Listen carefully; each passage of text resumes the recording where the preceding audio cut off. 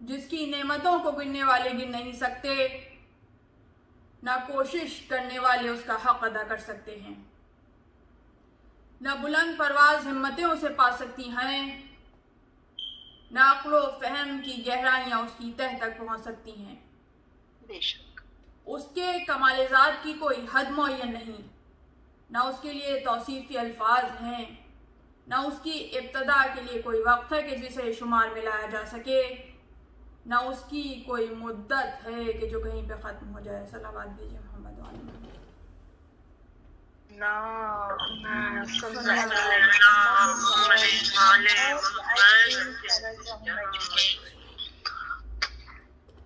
آج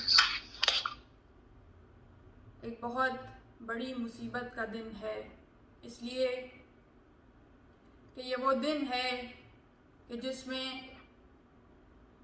دو معصومین کی شہادت کا غم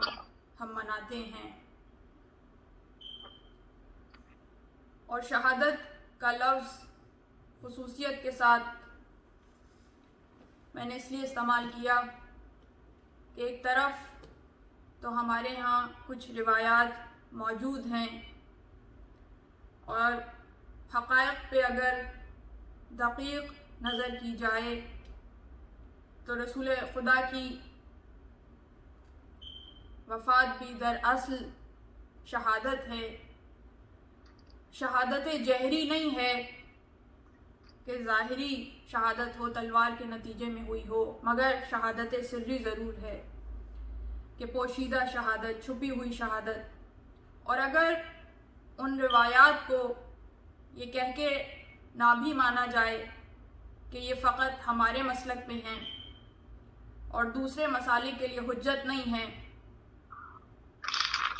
تو بھی دوسرے مسالک کے علماء نے، جن میں شاہ محدث دہلوی کے جو دوسرے مسالک کے علماء میں مجدد کی حیثیت رکھتے ہیں، انہوں نے یہ کہا کہ جس طرح خداوند عالم نے اپنے حبیب کو ہر وہ خوبی عطا کی، ہر وہ کمال عطا کیا جو گزشتہ انبیاء میں موجود تھا، اس لیے کہ وہ خاتم النبیین ہیں، سید المرسلین ہیں، ممکن نہیں ہے کہ کوئی معجزہ، کوئی صفت، کوئی خوبی، کوئی فضیلت ایسی ہو کہ جو گزشتہ انبیاء میں سے کسی میں ہو اور وہ رسول خدا کے پاس نہ ہو، بلکہ ان کے پاس بدرجہ اتم موجود، کہ جیسا علم انہیں دیا ویسا علم کسی کو نہیں دیا، جیسی رحمت انہیں دی کہ خود رحمت للعالمین بنا دیا کہ ان کا پورا وجود مبارک رحمت ہے، ویسی رحمت کسی کو نہیں دی، جیسا حق شفاعت انہیں دیا ویسا کسی اور کو نہیں دیا، جیسا معجزہ انہیں دیا ویسا کسی اور کو نہیں دیا، کہ ان کا معجزہ خود قرآن ہے۔ اور ابھی دامن وقت میں گنجائش نہیں ہے کہ ہم اس پہ گفتگو کریں کہ قرآن کس طرح سب سے فضیلت رکھنے والا معجزہ ہے، کیونکہ جو ظاہر بین ہیں وہ فقط اس کو معجزہ سمجھتے ہیں کہ جسے دیکھ کر انسان کچھ وقت کے لیے ششدر رہ جائے کہ یہ ناممکن ممکن کیسے ہو گیا، مگر جس طرح قرآن زندہ معجزہ ہے، اس طرح کا معجزہ کسی اور نبی کو عطا نہیں کیا گیا، مگر دو فضیلتیں ایسی ہیں کہ جو رسول خدا کو ظاہراً عطا نہیں ہوئی۔ ایک خضر کی طرح طول عمر، خضر کی طرح طول عمر، اور خضر و عیسیٰ کی طرح غیبت، یہ دونوں ظاہرہ کی خصوصیات عطا نہیں ہوئی، اور اسی طرح شہادت ظاہری عطا نہیں ہوئی۔ تو دیکھیے شاہ محدث دہلوی، انہوں نے اس کے اوپر پورا تھیسس لکھا، پوری ریسرچ لکھی، اور سینکڑوں سطروں پہ مشتمل یہ ریسرچ ہے، یہ تھیسس ہے کہ جو ان کی مایہ ناز تصنیف میں موجود ہے، اور اس میں انہوں نے کہا کہ شہادت اس طرح عطا کی کہ شہادت سری بھی دی، شہادت جہری بھی دی، مخفی طور پہ شہادت وہ بھی عطا ہوئی اور ظاہری طور پہ شہادت وہ بھی عطا ہوئی۔ سری شہادت، مخفی شہادت، زہر کے ذریعے جو شہادت ہوئی وہ امام حسن کے ذریعے سے عطا کی، اور جو ظاہری شہادت ہے تلوار کے ذریعے سے شہادت وہ امام حسین کے ذریعے سے عطا کی۔ تو ان کا یہ عقیدہ کہ حسنین کی شہادت رسول خدا کی شہادت، حسنین کی شہادت کے ذریعے سے رسول خدا کو شہادت کی معراج عطا ہوئی، ان کا تھیسس یہاں تک ہے۔ تو دوسرے مسالک کے بھی مجدد علماء نے اس بات کو تسلیم کیا کہ رسول اللہ کے پاس شہادت موجود ہے، مگر ان کا تھیسس یہاں تک ہے۔ مگر ہم وہ ہیں کہ جو بات کو کمال تک کرنے کے عادی ہیں، جب تک بات کامل نہ ہو جائے، مکمل نہ ہو جائے، تب تک اس نقطے پہ غور و فکر کرتے رہتے ہیں۔ تو کچھ نکات کہ جو ان کے اس تھیسس میں شامل نہیں ہیں، جس کی وجہ سے وہ مکمل نہیں رہ سکا، جس کی وجہ سے نامکمل دکھائی دیتا ہے، ان کا آپ کے سامنے میں اضافہ کروں کہ دیکھیے انہوں نے یہ تو مانا کہ حسن کی شہادت رسول خدا کی شہادت، حسین کی شہادت رسول خدا کی شہادت، مگر بات کو مکمل کرنا چاہیے تھا، اور مکمل بات یہ ہے کہ جب آپ نے کہا کہ حسن کی شہادت رسول خدا کی شہادت ہے، حسین کی شہادت رسول خدا کی شہادت ہے، تو پھر یہ بھی تسلیم کرنا ہوگا کہ جو حسن کا قاتل ہے وہ رسول خدا کا قاتل ہے، جو حسین کا قاتل ہے وہ رسول خدا کا قاتل ہے۔ جب آپ یہ تسلیم کریں گے تو پھر آپ کو فرق واضح ہو جائے گا کہ کون دوست ہے رسول خدا کا اور کون دشمن ہے رسول خدا کا۔ دوست اور دشمن کا فرق واضح ہو جائے گا، جو منافقین کی صفوں میں چھپے ہوئے لوگ ہیں وہ آشکار ہو جائیں گے۔ اور دوسری طرف یہ بات کہ غیبت اور طول عمر یہ دو ایسے اوصاف ہیں جو دو انبیاء کو عطا ہوئے مگر رسول خدا کو عطا نہیں ہوئے، تو جب دو فرزندوں کے ذریعے آپ یہ کہتے ہیں کہ شہادت کی معراج عطا کی گئی، شہادت کی فضیلت عطا کی گئی، تو اب جب بات کو مکمل کریں گے تو یہ دو صفات بھی کہ غیبت اور طول عمر، تو یہ بھی ایک فرزند کے ذریعے سے خداوند عالم اپنے حبیب کو عطا کر دے گا۔ وہ فرزند کہ جس کا نام بھی رسول خدا کا نام، وہ فرزند کہ جس کی کنیت بھی رسول خدا کی کنیت کے جیسی، اور وہ فرزند کہ جو اس وقت کا امام ہے اور خداوند عالم کی اذن سے غیبت میں ہے اور جسے طول عمر عطا کی گئی ہے۔ صلوات بھیجیے محمد و آل محمد پر۔ اللہم صلی علی محمد۔ تو ان نکات کو اس طرح سے مکمل طریقے سے سمجھنے کی ضرورت ہے کہ جب دوسرے مسالک یہ کوشش کرتے ہیں کہ کچھ بیان کر دیں اور کچھ چھپا لیں، کچھ کو مان لیں اور کچھ سے اجتناب کر لیں، تو ایسا ممکن نہیں ہے۔ پورا کا پورا ماننا ضروری ہے۔ جیسے خداوند عالم قرآن میں کہتا ہے کہ مکمل طور پر دین میں داخل ہو جاؤ، مکمل طور پر اسلام میں داخل ہو جاؤ۔ ایسا نہیں ہو سکتا کہ اپنی مرضی سے کچھ چیزیں قبول کر لیں اور کچھ نکات جو آپ کی شخصیت سے یا آپ کے قبیلے سے یا آپ کے آباء و اجداد سے مخالفت رکھتے ہیں یا آپ کے نظریات سے مخالفت رکھتے ہیں اسے نہ مانیں۔ ایسا ممکن نہیں ہے۔ اور اس کے بعد جو ہماری روایات ہیں اس کے مطابق، اور جیسا کہ اس وقت جو آخری زمانہ تھا، وہ زمانہ کہ جو وفات رسول سے نزدیک ہے، کہ جب رسول بستر علالت پر ہیں، تو وہ زمانہ بھی وہ تھا کہ اتنا شورش زدہ زمانہ تھا کہ جس وقت علل اعلان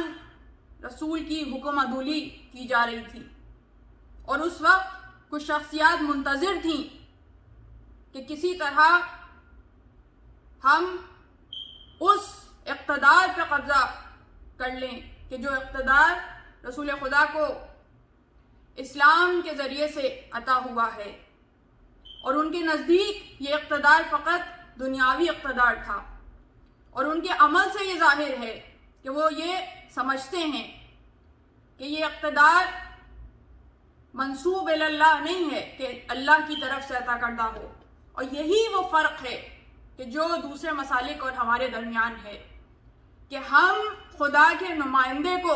خدا کی طرف سے منتخب کردہ سمجھتے ہیں، منتخب کردہ مانتے ہیں۔ ہم اپنی مرضی، اپنا چناؤ، اپنی چوائس، اس کو کوئی اہمیت نہیں دیتے۔ اگر اہمیت ہے تو خداوند عالم کی طرف سے منتخب کردہ شخصیات کی اہمیت ہے۔ تو دیکھیے، جب ہم خداوند عالم کی طرف سے منتخب ہونے کی بات کرتے ہیں تو یہ وہ نکات ہیں کہ جو قرآن میں بیان ہوئے۔ یہ بات بھی ہم خود اپنی طرف سے نہیں کہہ رہے۔ جس طرح پیغمبر کو خدا خود چنتا ہے، اس طرح ہر اس انسان کو کہ جسے کوئی ذمہ داری خداوند عالم کی طرف سے سونپی جانی ہو، اسے بھی خود چنتا ہے۔ یہی وجہ ہے کہ قرآن مجید میں وہ آیت موجود ہے کہ جس کی تلاوت کا شرف میں نے سرنامہ کلام میں حاصل کیا کہ خداوند عالم جب کسی کو فضیلت دینا چاہتا ہے، جب کسی کو قدرت دینا چاہتا ہے، جب کسی کو اقتدار دینا چاہتا ہے، جب کسی کو منصب دینا چاہتا ہے، تو تمام فضیلتوں میں سے چن کر اسے 2 فضیلتیں عطا کرتا ہے،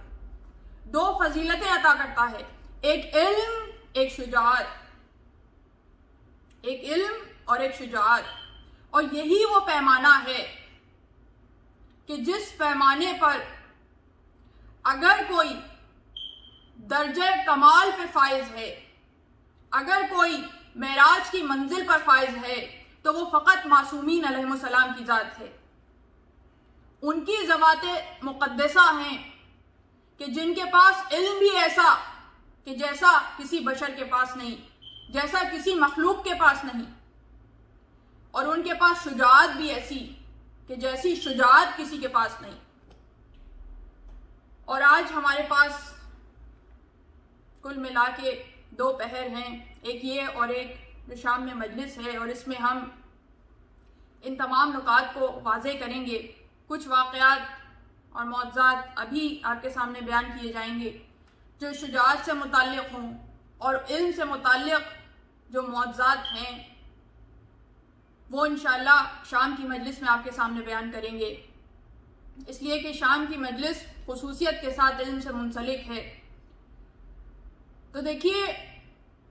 آج کا دن وہ دن ہے کہ جیسا میں نے آپ کے سامنے کہا کہ بڑی مصیبت کا دن ہے، اور آج کے دن ہم نے بی بی کو ان کے 2 پیاروں کا پرسہ دینا ہے، 2 ایسے پیارے کہ جن کا غم کسی طرح سے بھی امام حسین کے غم سے کم نہیں ہے۔ رسول خدا کا غم بھی وہ غم ہے کہ جس غم میں وفات رسول کے بعد، شہادت رسول کے بعد بی بی اس قدر گریہ کرتی ہیں، اس قدر روتی ہیں، اس قدر بین کرتی ہیں، اس قدر آہ و بکا کرتی ہیں کہ جو اطراف کے لوگ ہیں انہوں نے اعتراض کیا کہ آپ یا تو دن میں رویا کریں یا رات میں رویا کریں۔ تو کتنی بڑی مصیبت کا دن ہے۔ اور پھر امام علی نے بیت الحزن تعمیر کر دیا کہ وہاں جا کر گریہ کیا کریں، اور بی بی کا معمول یہ تھا کہ صبح کو تمام کاموں سے فارغ ہونے کے بعد بچوں کو لیتی تھی اور بیت الحزن میں جا کر گریہ و بکا کرتی تھی، نوحہ و ماتم کرتی تھی، اور اس کے بعد اس بیت الحزن کو بھی شہید کر دیا گیا۔ تو یہ جو امام بارگاہوں پہ حملے ہوتے ہیں، انہیں شہید کر دیا جاتا ہے، یہ کوئی نئی بات نہیں ہے، اس کا بھی تاریخ میں اسی طرح تسلسل ہے جس طرح کہ دشمنان اہل بیت کا تسلسل ہے۔ وہی ظلم ہے کہ جو ہر دور میں ہوتے چلے آ رہے ہیں۔ اور اس کے بعد یہی وہ مدینے کی گلیاں ہیں، یہی وہ مدینے کے اطراف ہیں جہاں رسول خدا کی بھی شہادت ہوئی، امام حسن کی بھی شہادت ہوئی۔ یہی مدینہ ہے کہ جس میں رسول خدا بھی مدفن ہیں اور امام حسن بھی مدفن ہیں۔ یہ اور بات ہے کہ امام حسن نے वसीयत की थी कि मुझे नाना के पहलू में दफन करना। मगर कैसी मजलूमियत है, कितना जुल्म है कि जो सबसे चहीते नवासे हैं, जो फर्जंदे रसूल करार पाए, जिन्हें फर्जंदगी का मनसब हासिल है और जिनकी फजीलत के मुताल्लिक इतनी अहादीस रसूल खुदा ने बयान की, इतनी अहादीस बयान की, इमाम हसन के मुताल्लिक भी, इमाम हुसैन के मुताल्लिक भी, दोनों के दरमियान यकसा अहादीस बयान की, उनका मनसब पहचानवाते रहे। ऐसा नहीं है कि फ़कत नवासे हैं इसलिए अहमियत हासिल है, नहीं, साहिब मनसब हैं, साहिब फजीलत हैं, उनको बार बार पहचानवा रहे हैं। मगर उसके बाद जुल्म की इंतहा ये है कि उन्हें पहलू में दफन होने की इजाज़त नहीं दी गई। और इजाज़त देने वाले कौन हैं? किसके पास ये हक़ है कि वो इजाज़त दे? अगर हक़ है तो इनके पास है। तो जो हक़दार से हक़ छीन ले वो जालिम हुआ करता है। तो ये जुल्म उसी मदीने में रवा रखा गया। इसलिए मदीना भी जब आप जाएं तो बीबी को उनके बाबा के गम का पुरसा भी दें, इमाम हसन का पुरसा भी दें, जाफर सादिक का पुरसा भी दें, ज़ैनुल आबिदीन का पुरसा भी दें, मोहम्मद बाकर का पुरसा भी दें कि ये सब वहीं पे मदफन हैं, वहीं पे मदफन हैं। और 9 साल मैं सऊदी अरब में रही और 9 साल में तरीक़ा ये था मेरी और मेरी फैमिली का कि हम 28 सफ़र मदीने में गुजारते थे। हर साल की 28 सफ़र तकरीबन हमने मदीने में गुजारी और इब्तदाई चंद सालों में हमने वहाँ पे ये तक देखा कि जन्नतुल बकी के दरवाज़े के बाहर ख़वातीन मातम करती हैं, गिरिया वज़ारी करती हैं, ज़ियारत बुलंद आवाज़ में पढ़ती हैं, एक पूरी मजलिस जन्नतुल बकी के बाहर मुनक़िद होती है। जो लोग वहाँ नहीं गए हैं या गए भी हैं और उन्होंने मुशाहिदा किया होगा तो उन्होंने ये चीज़ें नहीं देखी होंगी, इसलिए कि ये वो साल हैं कि जिनमें बाकायदा पहली मुहर्रम से और पहली रबीउल अव्वल तक हज के बाद जो 2 महीने का अरसा होता था उसमें वीज़े बंद हो जाया करते थे। जो बाहर के लोग हैं, फ़कत जो लोकल्स हैं, एक्सपर्ट्स हैं, वही हज के बाद उम्रे के लिए या ज़ियारत के लिए जा सकते हैं। तो उस वक्त गिनती के लोग हुआ करते थे। तो सिर्फ या तो लोकल सऊदी शिया जो हैं वो बकी के बाहर होते थे या जो शिया एक्सपर्ट्स हैं वो होते थे। मदीने में भी एक बहुत बड़ी आबादी है शियों की। मदीने में एक बहुत अहम मरकज़ है शियों का, एक बहुत अहम इमाम बारगाह है शियों की, जहाँ से बहुत से मौज़ात वाबस्ता हैं। और इसके अलावा मदीने में इतनी ज़्यादा ज़ियारत हैं कि जिसका आम मोमिन को पता नहीं है। जगह जगह बिखरी हुई हैं ज़ियारतें, और कुछ ज़ियारतें अभी बाकी हैं, मगर ज़्यादातर ज़ियारतों को शहीद किया जा चुका है, गिराया जा चुका है, उनकी बुनियादें तक ख़त्म की जा चुकी हैं। तो उन 9 सालों में हमने उन ज़ियारतों से शर्फ़याब होने का शर्फ भी हासिल किया और ये अपनी आँखों से देखा कि किस तरह से बकी में मदफन जो हस्तियाँ हैं उनकी कब्रों पर मातमो गिरिया होता है। मर्द अंदर जाया करते थे, 2 वक्त मुकर्रर थे कि जिसमें मर्द कब्रों तक अंदर जाया करते थे, औरतें बाहर खड़ी होती थी, मर्द अंदर जाके ज़ियारत भी पढ़ते थे। और पाबंदी ऐसी नहीं थी कि ज़ियारत और मातम और बुका ना करते हों। तो ऐसे अय्याम हमने देखे हैं। और उसके बाद कुछ सालों के बाद वहाँ पे इसी तरह एक शोरिश की कोशिश की गई कि जो ख़वातीन वहाँ पे पढ़ रही थी उनकी वीडियो बनाई गई और उसके बाद वहाँ पे इसके मुताल्लिक़ हंगामा हुआ और उसके बाद से वहाँ पे ऐसे सख्त पहरे बिठा दिए गए कि असलहे से मुसल्ला फ़ौजी मुस्तकिल बकी के गिर्द पहरा दिया करते थे। किसी को उस दरवाजे तक जाने की इजाज़त नहीं थी। दरवाज़ा इस तरह है बकी का कि 2 तरफ से सीढ़ियों के रास्ते हैं और आप ऊपर दरवाजे तक सीढ़ियों पर चढ़ के जाते हैं। پہلے خواتین کو اجازت تھی کہ وہ سیڑھیوں سے چڑھ کے اوپر جائیں اور دروازے کے باہر کھڑی ہو کے قبروں کی زیارت کر سکتی ہیں، مگر پھر اتنا سخت پہرا تھا کہ سیڑھیوں سے اوپر جانے کی کسی کو اجازت نہیں تھی، نہ عورتوں کو نہ مردوں کو۔ اب جو تازہ ترین صورتحال ہے اس سے تو میں واقف نہیں ہوں، مگر اس کے بعد ہمیشہ جتنے سال ہم جاتے رہے تو اماموں کی اور بی بی کی مظلومیت کو یاد کر کے اسی طرح روتے تھے کہ ان کی مظلومیت آج بھی اسی طرح قائم ہے، آج بھی ان کے ذکر پہ پہرا ہے، ان پہ رونے پہ پہرا ہے، ان کا نام لینے پہ پہرا ہے، انہیں پرسہ دینے پہ پہرا ہے۔ خداوند عالم جلد از جلد ان ظالموں کے چنگل سے کعبے کو بھی آزاد کروائے، مدینے کو بھی آزاد کرائے، روضہ رسول کو بھی آزاد کروائے اور بقیع کو بھی آزاد کروائے، اور ہم آزادی کے ساتھ جا کے بی بی کو ان کے بابا کا بھی پرسہ دے سکیں اور ان کے فرزندوں کا بھی پرسہ دے سکیں۔ صلوات بھیجیے محمد و آل محمد پر۔ نعرہ حیدری یا علی، حیدری یا علی، حیدری یا علی، پر محمد و آل بیت محمد بلند صلوات۔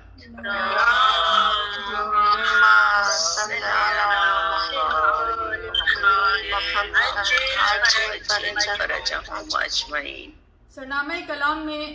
جس آیت کی تلاوت کا شرف حاصل کیا گیا کہ ان اللہ اصطفاہ علیکم زادہ بسطۃ فی العلم والجسم، کہ پروردگار جسے مصطفیٰ کرتا ہے، جسے مصطفیٰ بناتا ہے، مصطفیٰ کے معنی کیا؟ جسے چن لیا گیا ہو، جسے مصطفیٰ بناتا ہے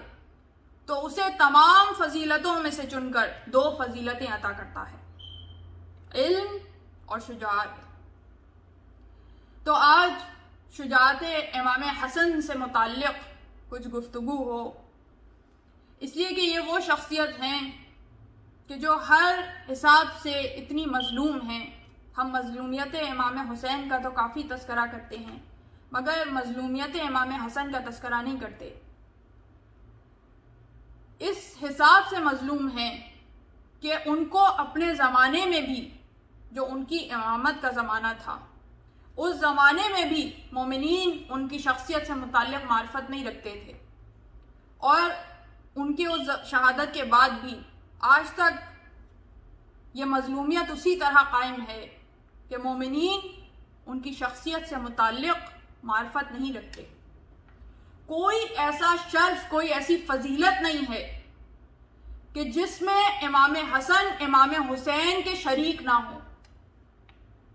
دونوں ساتھ ہیں۔ جیسے حسن اور حسین دونوں کو ملا کر کہا گیا حسنین، حسنین کریمین، تو یہ وہ دونوں شخصیتیں ہیں کہ فضیلتوں میں مشترک ہیں۔ کوئی فضیلت ایسی نہیں ہے، کوئی فضیلت ایسی نہیں ہے کہ جو امام حسین کو حاصل ہو اور امام حسن کو حاصل نہ ہو، بلکہ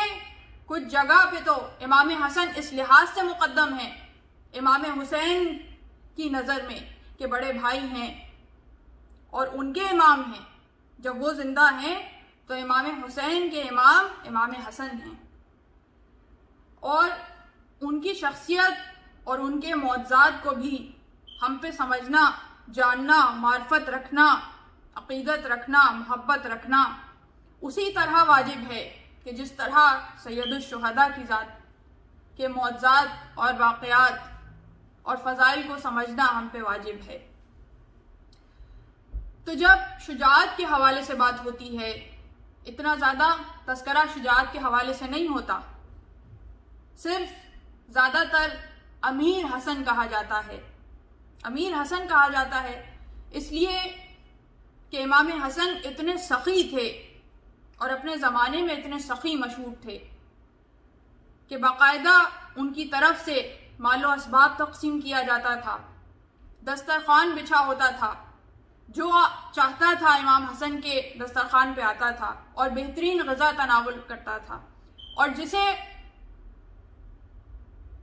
دن کے اوقات میں شرمندگی محسوس ہوتی تھی کہ کہ وہ دسترخوان پہ آنے میں شرمندگی محسوس کرتا تھا کہ کہیں کوئی محتاج نہ سمجھے، تو اسے رات کے پہروں میں امام حسن کی طرف سے غذا میسر کی جاتی تھی۔ اس طرح سے امام حسن کا دربار کھلا رہتا تھا، اور امام حسن کا یہ دسترخوان اور یہ سخاوت امام علی کی زندگی سے ہی قائم ہو گئی تھی۔ اس لیے اس حوالے سے امام حسن بہت مشہور ہیں اور ان کی کریمی کے بہت چرچے تھے، مگر ان کی شجاعت پہ بات بہت کم ہوئی۔ مگر امام حسن امام علی کے لیے داہنے بازو کی حیثیت رکھتے تھے۔ جتنے بڑی بڑی جنگیں ہوئی ہیں رسول خدا کی شہادت کے بعد، جتنی بڑی جنگیں ہوئی ہیں، ان سب میں امام حسن امام علی کے ساتھ ساتھ تھے، ہم رکاب تھے اور اپنی شجاعت کے جوہر دکھاتے تھے۔ تو جو جنگیں ہوئی، جنگ صفین ہوئی، جنگ جمل ہوئی، جنگ نہروان ہوئی، اور اس کے علاوہ بھی جو شورشیں اور جھڑپیں ہوا کرتی تھیں، تو جنگ جمل وہ جمل تھی کہ جس میں گھمسان کا رن تھا، اور یہ وہ پہلی جنگ تھی کہ جو مسلمانوں ہی کے درمیان ہوئی، مسلمانوں ہی کے گروہوں کے درمیان ہوئی۔ اب اس میں ایک گروہ حق پہ تھا اور ایک گروہ باطل پہ تھا، اس لیے کہ رسول خدا کی حدیث ہمارے سامنے ہے کہ علی و مع الحق و حق مع علی، کہ حق علی کے ساتھ ہے اور علی حق کے ساتھ ہیں۔ تو ممکن نہیں ہے کہ یہ دونوں ایک دوسرے سے جدا ہو جائیں۔ اب جو بھی شخصیتیں ہوں اگر علی کے مقابلے میں آ گئی تو باطل ہیں۔ ایسی ہی جنگ میں، جنگ جمل میں گھمسان کا رن تھا، اتنی شدید جنگ ہو رہی تھی، دونوں طرف سے حملے ہو رہے تھے۔ ایسے میں امام علی نے اپنے بیٹے محمد حنفیہ کو ایک نیزہ دیا، اور نیزہ دینے کے ساتھ کہا کہ دیکھو، یہ جو قلب لشکر کے درمیان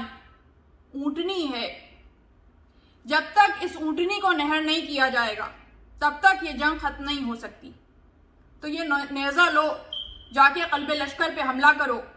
اس اونٹنی کو نہر کرو تاکہ یہ جنگ ختم ہو سکے۔ تو ایسے گھمسان کے رن میں محمد حنفیہ کو یہ ذمہ داری سونپی گئی۔ اب محمد حنفیہ بھی ایک بہت بہادر انسان تھے، انہوں نے بھی جنگ میں بہت مارکے دکھائے، اور علی کے بیٹے ہیں، شجاعت کے جوہر علی سے سیکھے ہیں،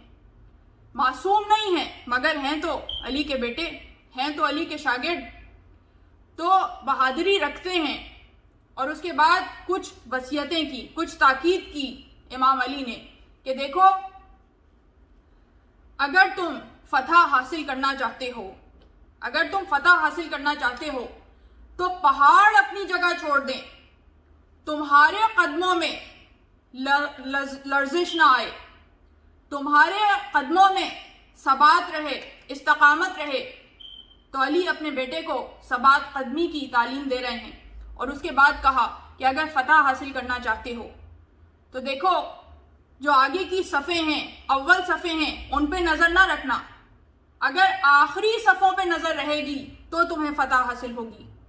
اور اپنے جبڑوں کو زور سے بھینچے رہنا ثبات قدمی کے ساتھ۔ اور دیکھو، جب فتح حاصل کر لو تو اس کے بعد تمہارے مزاج میں اکڑ نہ آنے پائے، غرور نہ آنے پائے، بلکہ یہ سوچ کے جنگ کرو اور یہ سوچ کے فتح حاصل کرو کہ اگر فتح نصیب ہوتی ہے تو خداوند عالم کی طرف سے نصیب ہوتی ہے۔ تو جب یہ وصیتیں کیں اور اس کے بعد کہا کہ جاؤ بیٹا حملہ کرو، اب محمد حنفیہ نے پورے جوش کے ساتھ، پورے ولولے کے ساتھ، انتہائی تیزی کے ساتھ حملہ کیا، تیزی کے ساتھ آگے بڑھتے رہے، نیزے کو لے کر تیزی کے ساتھ آگے بڑھے۔ جیسے جیسے آگے بڑھتے ہیں ویسے ویسے تیروں کی بارش ہوتی ہے،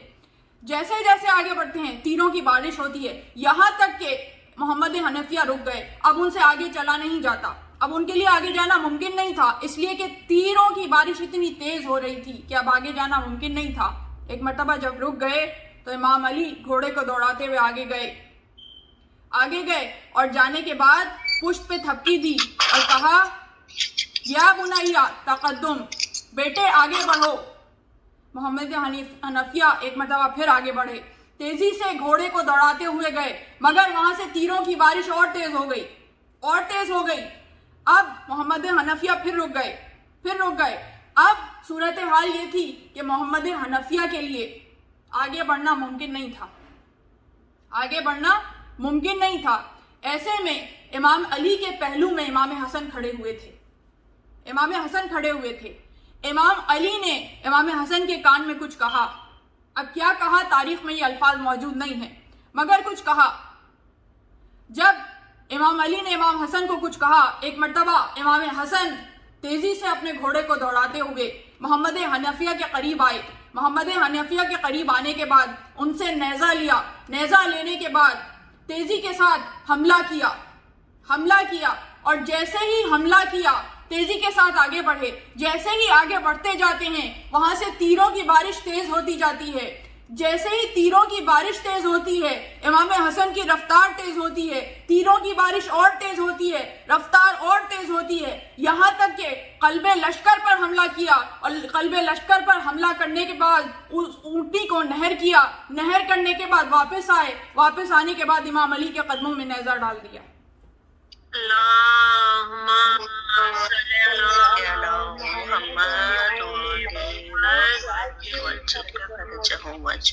अब जब मोहम्मद हनफिया ने ये देखा तो उनकी आंखों में आंसू आ गए। ज़बान से कुछ नहीं कहा, आंखों में आंसू आ गए। एक मर्तबा इमाम अली ने पुश्त पे हाथ रखा, कहा, मोहम्मद, तुम्हें शर्मिंदगी हो रही है। मोहम्मद हनफिया ने कहा कि जी बाबा जान, तुम्हें नदामत हो रही है। कहा, जी बाबा जान। तो एक मर्तबा पुश्त पे हाथ रख के कहते हैं, मोहम्मद, इस बात को याद रखो कि इंसान को नदामत और इंसान को शर्मिंदगी अपने बराबर के इंसान से महसूस करनी चाहिए।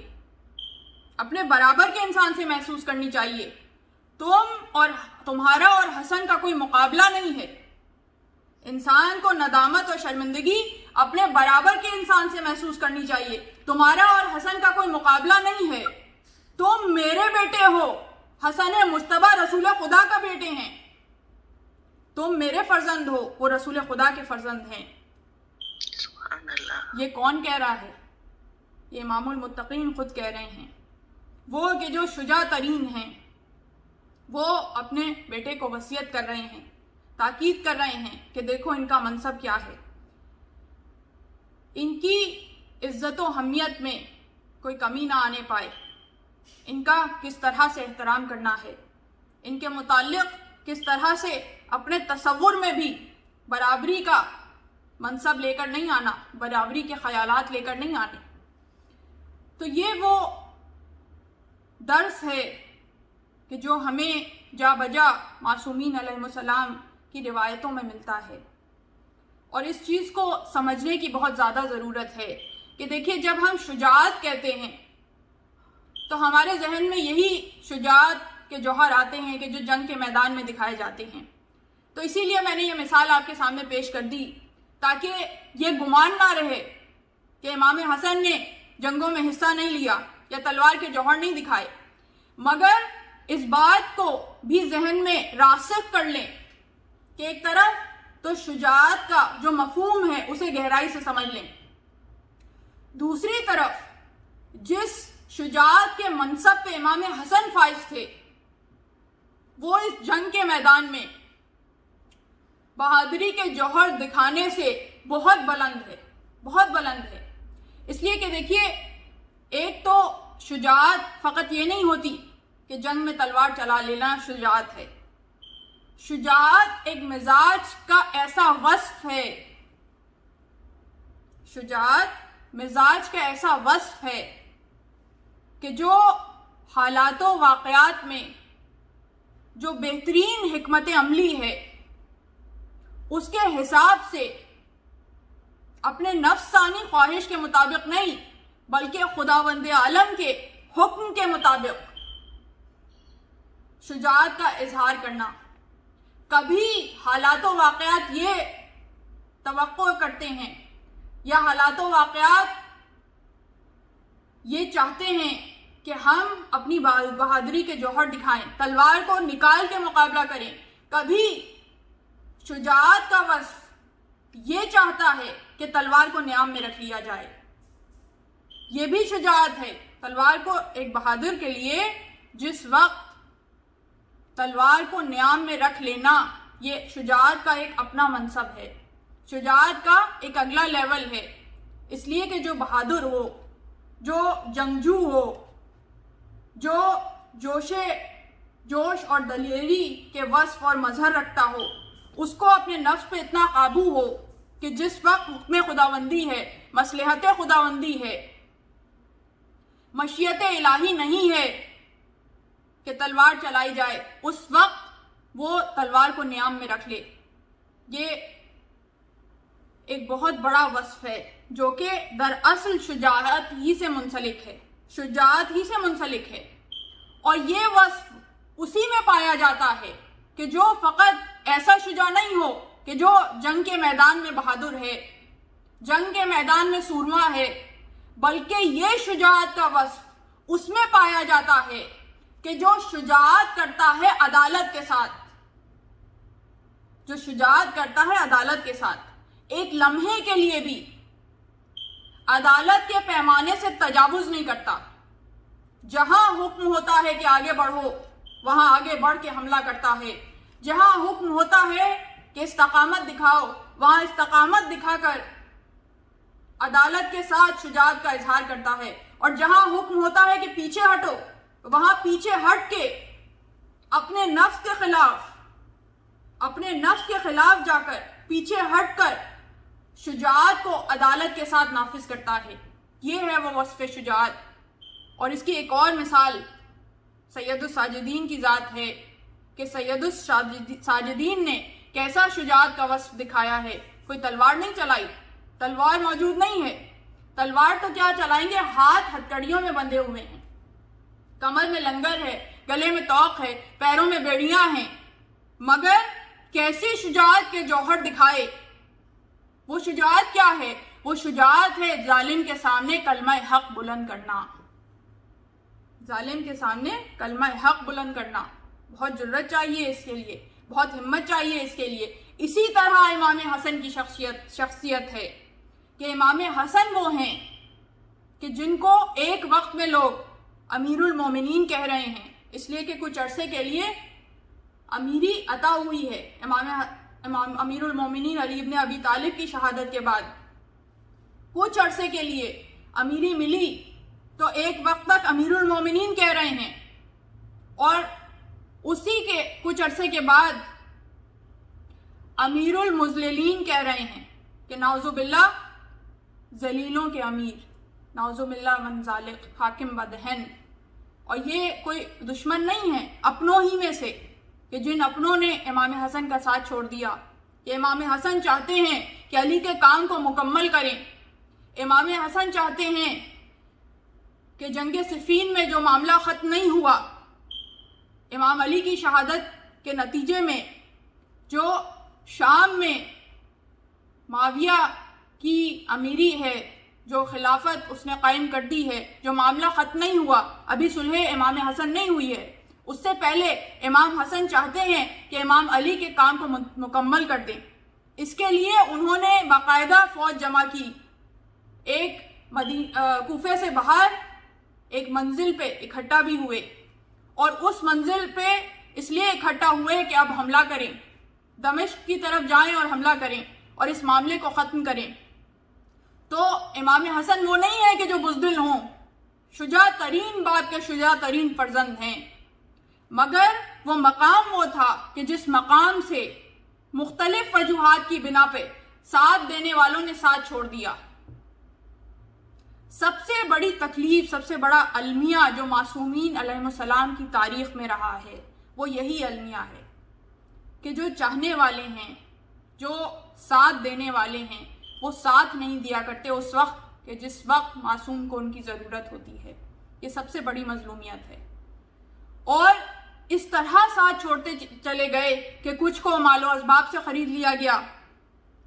کچھ کو ڈرا دھمکا کے علیحدہ کر دیا گیا, اور کچھ کو اس وقت ایک اس طرح کا ہنگامہ برپا کر دیا کہ کسی کو کچھ سجائی نہ دیتا تھا. اس وقت میں وہی چاہنے والے امام حسن کی جان کے دشمن ہو گئے، یہاں تک کہ امام حسن کے نیچے سے مسلح کھینچ لیا گیا اور ان کے اوپر باقاعدہ حملہ کیا گیا، جس میں امام حسن شدید زخمی ہوئے، ان کی ٹانگ پر زخم آیا اور اس کی وجہ سے زہر کچھ حد تک جسم میں سرایت بھی کر گیا، مگر خداوند عالم نے اس واقعے میں محفوظ رکھا۔ اور یہ وہ واقعہ تھا جس واقعے کے بعد امام حسن کو پیچھے ہٹنا پڑا۔ اب یہ پیچھے ہٹنا دراصل کس قدر مشکل عمل ہے، یہ دراصل شجاعت کے جوہر دکھانے کا وقت ہے، وہ شجاعت کے جوہر کہ جو بہادری کے ذریعے سورمائی دکھانا جنگ کے میدان میں فقط اس سے ظاہر نہیں ہو رہا، بلکہ پسپا ہو جانے کے نتیجے میں کہ مشیت الہی یہ ہے کہ اب پیچھے ہٹ جائیں، اس موقع پر اپنے نفس پہ کتنا جبر کرنا پڑتا ہے، اپنی ذات پہ کتنا جبر کرنا پڑتا ہے، مگر یہ وہ سلسلہ ہے، یہ وہ گھرانہ ہے کہ جو اپنی نفس کی خوشنودی کے لیے کوئی کام نہیں کرتا بلکہ رضا الہی کے لیے ہر کام انجام دیتا ہے۔ بے شک اللہم صلی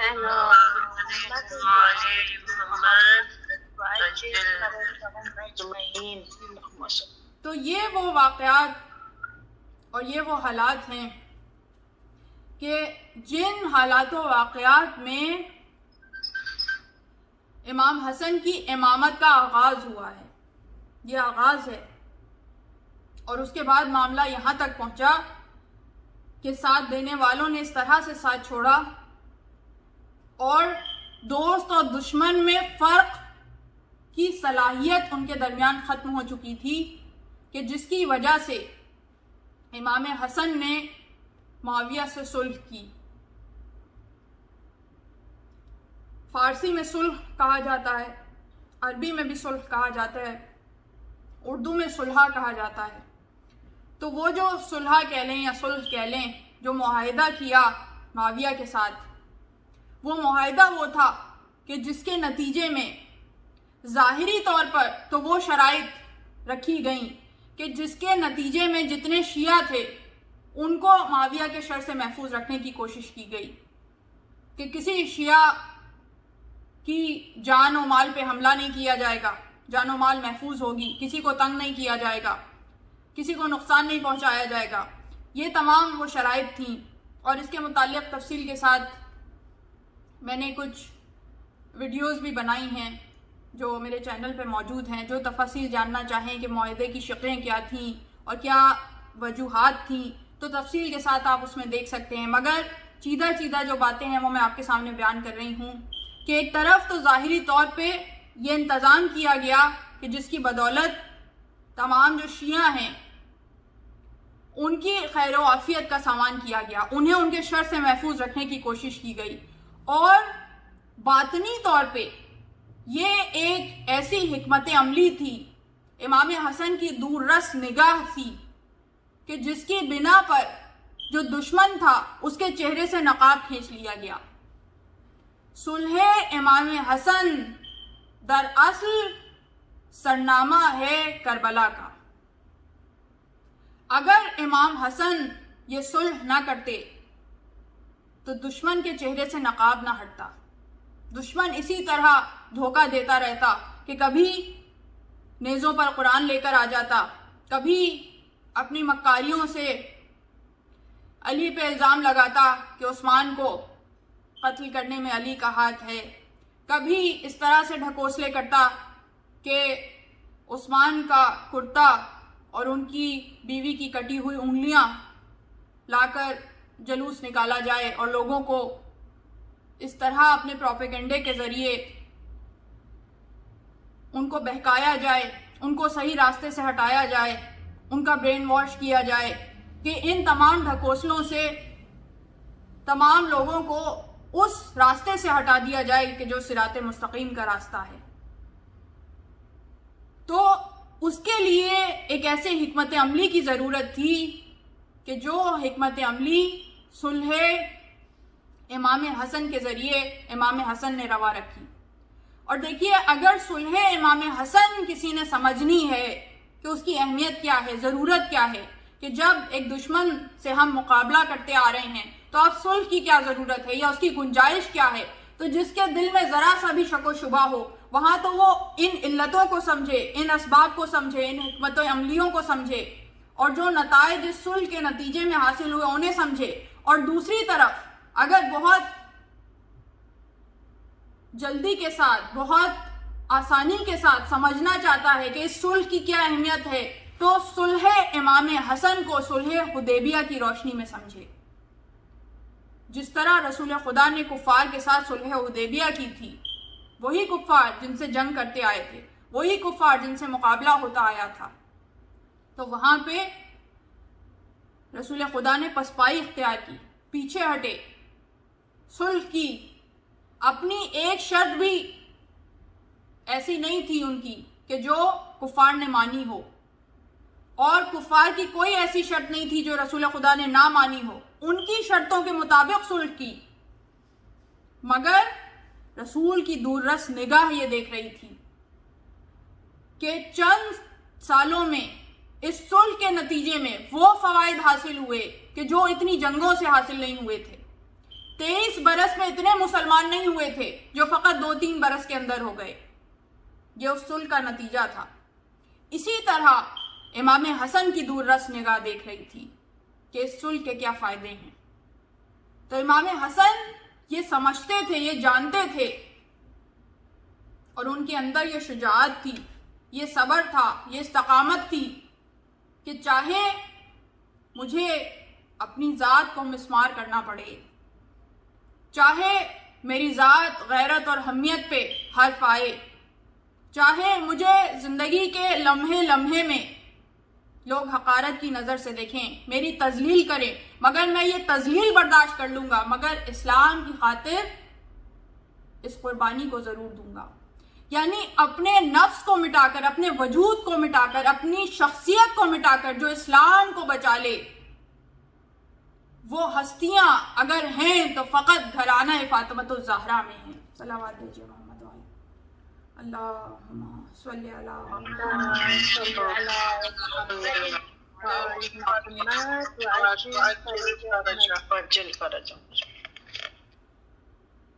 تو یہ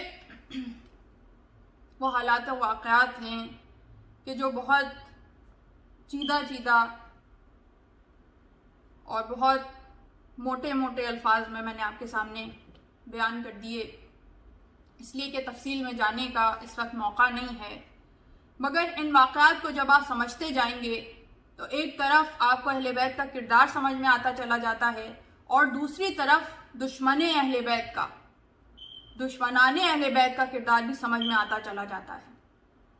جس طرح اہل بیت کے کردار میں جو اوصاف ہیں وہ مشترک ہوتے ہیں، جو فضائل ہیں وہ مشترک ہوتے ہیں، اس طرح دشمنان اہل بیت کے کردار میں بھی جو رذالتیں ہیں، جو برائیاں ہیں، جو بدکاریاں ہیں، وہ مشترک ہوتی ہیں۔ ایک ہی کردار ہے، بس چہرے بدلتے چلے جاتے ہیں، چہرے بدلتے چلے جاتے ہیں۔ تو اگر ہم کرداروں کی خصوصیات اور کرداروں کی برائیاں ان کو سمجھنے کا اپنے اندر ہنر پیدا کر لیں تو پھر کسی بھی زمانے میں ہوں ہمیں شخصیتوں کو پہچاننے میں کبھی کوئی مسئلہ درپیش نہیں ہوگا۔ چاہے کوئی کتنے ہی نقاب چڑھا کے سامنے آئے، چاہے کوئی دشمن کی صف سے دوستوں کی صف میں آگے کھڑا ہو جائے، مگر ہماری نگاہ میں یہ قابلیت ہوگی کہ ہم دوست اور دشمن میں فرق کر سکیں گے۔ اور امام دراصل ہم سے یہی چاہتے ہیں کہ مومن کے اندر یہ سمجھ ہو، اس کی نگاہ اتنی عمیق ہو، اتنی گہری ہو کہ وہ دوست اور دشمن کے درمیان فرق کر سکے، وہ دشمن کے ہتھ کنڈوں سے محفوظ رہ سکے۔ اور اس کے ساتھ ساتھ امام اپنے مومن سے ثبات قدم بھی چاہتے ہیں، استقامت بھی چاہتے ہیں کہ جب امتحان کا وقت آئے، جب ساتھ دینے کا وقت آئے تو ایسا نہ ہو کہ قدموں میں لرزش ہو جائے، ایسا نہ ہو کہ اس وقت معصوم کا ساتھ چھوڑ جائیں،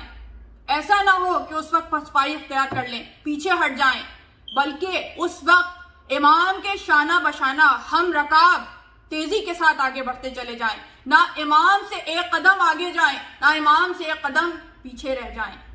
بلکہ امام کے ساتھ ساتھ چلنے کا ہنر ہم میں ہو، دوست اور دشمن کو پہچاننے کا ہنر ہم میں ہو۔ یہ دو وہ خصوصیات ہیں کہ جو آج تک مومن کے درمیان پیدا نہیں ہو سکیں۔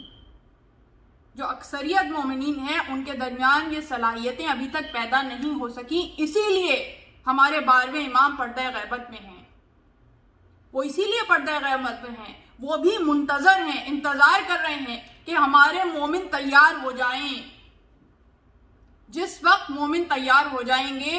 امام کو اذن ظہور عطا ہو جائے گا۔ ایک مرتبہ صلوات دیجیے محمد وعلی محمد۔ اللہم صلی علی محمد وعلی محمد وعجل فرجہم اجمعین۔ اور دامن وقت میں اب بالکل گنجائش نہیں رہی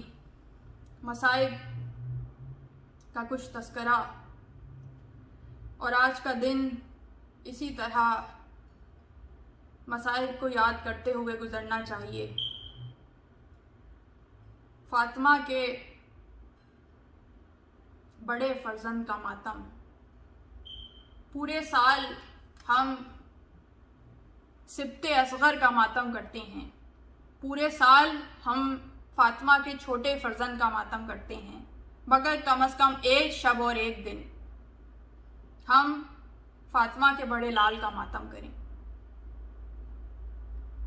اس لیے کہ بی بی فاطمۃ الزہرا ان دونوں سے اسی طرح محبت رکھتی ہیں کہ جیسی محبت حسین سے ہے ویسی محبت حسن سے ہے۔ اور روایات میں موجود ہے، تفسیر نور الثقلین میں چھٹے امام کی روایت ہے کہ جس وقت محشر بپا ہوگی، جس وقت حشر کا میدان ہوگا، اس وقت بی بی فاطمۃ الزہرا سلام اللہ علیہا کی جب سواری آئے گی اس محشر کے مقام میں، حشر کے میدان میں جس وقت ان کی سواری آئے گی تو اس وقت باقاعدہ بی بی فاطمۃ الزہرا سے سوال کیا جائے گا کہ آپ کیا چاہتی ہیں، کیا چاہتی ہیں؟ تو اس وقت بی بی فاطمۃ الزہرا یہ کہیں گی کہ میری پہلی خواہش تو یہ ہے کہ مجھے اپنے دونوں فرزندوں کے، دونوں بیٹوں کی شہادت دکھائی جائے۔ تو اس وقت ایک پردہ کھینچ دیا جائے گا، آسمان پہ ایک پردہ کھینچا جائے گا اور اس پردے پہ بڑے فرزند کے جگر کے ٹکڑے نکلتے ہوئے دکھائی دیں گے، وہ منظر دکھایا جائے گا۔ اور دوسرا منظر کہ جب چھوٹے فرزند کے گلے کی رگیں کٹتی ہوئی دکھائی دیں گی۔ جب یہ مصیبتیں بی بی فاطمۃ الزہرا دیکھ لیں گی، اس کے بعد بی بی فاطمۃ الزہرا سے سوال کیا جائے گا کہ اب آپ کیا چاہتی ہیں، اب آپ کیا چاہتی ہیں؟ تو اس وقت بی بی یہ کہیں گی کہ میں یہ چاہتی ہوں کہ میرے ان دونوں فرزندوں کے ہر عزادار کو جب تک جنت میں نہ بھیج دیا جائے اس وقت تک میں جنت میں نہیں جاؤں گی۔ میرے دونوں بیٹوں کے ہر عزادار کو، کتنی محبت کرتی ہیں اپنے بیٹوں کے عزاداروں سے، اور ہم دعا کرتے ہیں کہ پروردگار ہمیں بی بی فاطمۃ الزہرا کے ان دونوں فرزندوں کے عزادار کے طور پہ قبول کر لے، ہمیں یہ شرف عزاداری حاصل ہو جائے، ہمیں یہ شرف عزاداری حاصل ہو جائے۔ اگر ہمیں یہ شرف عزاداری حاصل ہو جائے تو پھر ہماری محنتیں سوارت ہیں۔ اور آج ہم نے بی بی کو سبط اکبر کا پرسہ دینا ہے، حسن مجتبیٰ کا پرسہ دینا ہے، حسن مجتبیٰ کا پرسہ دینا ہے۔ اور حسن مجتبیٰ کے مصائب کا کیا تذکرہ کروں کہ ایک مرتبہ ایک واعظ، ایک ذاکر، ایک عالم کہ جو نجف اشرف میں مصائب پڑھا کرتے تھے، اور جب بھی ذکر کرتے تھے تو فضائل سے زیادہ طوالت سے مصائب پڑھا کرتے تھے، اہل بیت کی مصیبت بیان کیا کرتے تھے، اور جب بھی امام حسن کی مجلس ہوتی تھی تو بہت طوالت کے ساتھ، بہت تفصیل کے ساتھ امام حسن کے مصائب پڑھتے تھے۔ ان کا یہ واقعہ نقل ہے کتابوں میں کہ ایک رات جب وہ سوئے ہیں تو خواب میں انہوں نے دیکھا کہ امام حسن تشریف لائے ہیں، اور آنے کے بعد کہتے ہیں کہ اے ذاکر، اے واعظ، تم جو میرے مصائب پڑھتے ہو تو میرے عزاداروں کے سامنے میری سب سے بڑی مصیبت کیوں نہیں بیان کرتے؟ تو ان ذاکر نے، ان واعظ نے، ان عالم نے کہا کہ مولا، میں تو آپ کی مصیبتیں، آپ کے مصائب بڑی طوالت سے بیان کرتا ہوں، آپ کی مصیبتیں بہت تفصیل کے ساتھ بیان کرتا ہوں۔ تو کہا میری سب سے بڑی مصیبت کیوں نہیں بیان کرتے؟ کہا میں یہ بیان کرتا ہوں کہ جس وقت آپ کے جسم پہ زہر کا اثر ہوا تو آپ فقط واحد وہ امام ہیں کہ جن کے جگر کے ٹکڑے کٹ کٹ کر باہر نکلنے لگے۔ کہا میری یہ سب سے بڑی مصیبت نہیں ہے۔ کہا میں یہ بھی بیان کرتا ہوں کہ آپ وہ واحد امام ہیں کہ جس کا جنازہ گھر سے نکلنے کے بعد واپس گھر کی طرف پلٹایا گیا۔ ارے جنازے بھی کبھی گھر واپس آتے ہیں؟ کہا اے وائز میری یہ سب سے بڑی مصیبت نہیں ہے۔ کہا میں یہ بھی بیان کرتا ہوں کہ آپ کے جنازے پہ تیر برسائے گئے، آپ کے جنازے پہ تیر برسائے گئے۔ کہا میری یہ سب سے بڑی مصیبت نہیں ہے۔ تو پوچھا کہ مولا پھر آپ کی سب سے بڑی مصیبت کا کیا ہے؟ تو کہا کہ میری سب سے بڑی مصیبت یہ ہے جو میرے عزاداروں کے سامنے بیان کرنا، میرے عزاداروں کے سامنے بیان کرنا کہ مدینے میں ایک گھر تھا، ایک گلی میں مدینے میں ایک گھر تھا، اس گھر کا دروازہ تھا جس دروازے پہ آگ لگی ہوئی تھی، اور آگ کے پیچھے، اس دروازے کے پیچھے میری ماں فاطمۃ الزہرا کھڑی تھی، اور جس وقت وہ جلتا ہوا دروازہ گرا، میری ماں فاطمۃ الزہرا نے دونوں ہاتھوں سے اس دروازے کو روکنے کی کوشش کی، مگر وہ دروازہ رکا نہیں۔ جلتا ہوا دروازہ میری ماں فاطمۃ الزہرا پہ گرا، جس کی کیلیں، جس کی میخیں میری ماں فاطمۃ الزہرا کے سینے میں پیوست ہو گئیں۔ محسن شہید ہو گیا۔ یہ منظر میں اپنی آنکھوں سے دیکھ رہا تھا، یہ میں منظر اپنی آنکھوں سے دیکھ رہا تھا۔ یہ میری سب سے بڑی مصیبت ہے، اور واقعتاً اپنی ماں کی مظلومیت کو اپنی نگاہوں سے اتنی کم سنی میں دیکھنا اور اس وقت کچھ نہ کر سکنا کتنی بڑی مظلومیت ہے، کتنی بڑی مظلومیت ہے۔ اور جس وقت زہر کا اثر شدید ہوا، زہر کا اثر شدید ہوا، تو اس وقت گھر میں جو جادہ بنت اشس بیوی موجود تھی، وہ بیوی کہ جس نے زہر دیا، وہ بیوی کہ جس نے گھر میں بھی امام کو سکون نہ لینے دیا، تو اب زہر دینے کے بعد وہ رونے لگی۔ تو امام نے پوچھا کہ اب کیوں روتی ہے؟ تو جو چاہتی تھی وہ ہو گیا۔ تو کہا کہ میں آپ کی بہنوں سے شرمسار ہوں کہ ابھی وہ جب گھر میں آئیں گی تو آنے کے بعد آپ کی حالت کے بارے میں پوچھیں گی، اور جب آپ یہ بتائیں گے کہ زہر میں نے دیا ہے تو میں ان کا سامنا کیسے کروں گی؟ تو ایسے میں امام نے کہا کہ جاؤ پچھلے دروازے سے نکل جاؤ۔ جو اپنے قاتل کو فرار کا راستہ دے دے وہ حسن کریم ہے۔ اور اس کے بعد جاتے جاتے کہا کہ جادہ یہ بات یاد رکھنا کہ جس لیے تو نے مجھے زہر دیا ہے وہ چیزیں تجھے کبھی حاصل نہیں ہوں گی۔ نہ معاویہ اپنے بیٹے سے تیری شادی کرے گا، نہ وہ جو مال تجھے ملا ہے وہ مال تجھے کوئی فائدہ دے گا، بلکہ تیری بیماری پہ ہی خرچ ہو جائے گا اور تو مجنون ہو جائے گی۔ اور اس کے بعد جو سب سے بڑا نقصان تیرا ہوگا وہ نقصان یہ ہے کہ روز محشر قیامت کے دن میرے خون کا بدلہ تجھ سے میری ماں فاطمۃ الزہرا مانگے گی۔ اور اس کے بعد جب زہر کا اثر زیادہ ہونا شروع ہوا، گھر میں امام حسین داخل ہوئے، اس حالت کو دیکھا، اس متغیر ہوتی ہوئی حالت کو دیکھا تو ایک مرتبہ گریہ کرنے لگے۔ تو اس وقت امام حسن نے کہا حسین مجھ پہ گریہ نہ کرو، میری شہادت کی وہ منزل نہیں ہے جو تمہاری شہادت کی منزل ہے۔ ارے میں تو اس وقت شہید ہو رہا ہوں جب میرے سارے بھائی موجود ہیں، تمہارے جیسا بھائی میرے ساتھ موجود ہے، مگر جس وقت تم گھوڑے سے زمین پر آؤ گے تو اس وقت کوئی ساتھ دینے والا نہیں ہوگا، کوئی رفیق ساتھ نہیں ہوگا، کوئی ساتھی ساتھ نہیں ہوگا، کوئی بھائی ساتھ نہیں ہوگا، چاروں طرف سے تیر آئیں گے اور جس کے پاس تیر نہیں ہوگا وہ پتھر برسائے گا۔ اور اس کے بعد امام حسن نے کہا کہ ایک تشت لے کر آؤ۔ جب تشت آ گیا تو اس تشت میں کٹ کٹ کر حسن کے جگر کے ٹکڑے نکلنا شروع ہو گئے۔ جب وہ تشت بھر گیا جگر کے ٹکڑوں سے تو ایک مرتبہ امام حسن نے امام حسین کو کہا اس تشت کو چھپا دو۔ پوچھا کہ کیوں چھپا دوں؟ تو کہا کہ ابھی زینب کبریٰ آئیں گی، ارے کیسے دیکھیں گی تشت میں پڑے ہوئے میرے جگر کے ٹکڑے؟ ارے میں کہتی ہوں مولا آپ کو اپنی بہن کی کتنی فکر ہے، یہ وہی زینب کبریٰ ہے جس سے آپ اپنی جگر کے ٹکڑے چھپا رہے ہیں، مگر جس وقت کربلا کے میدان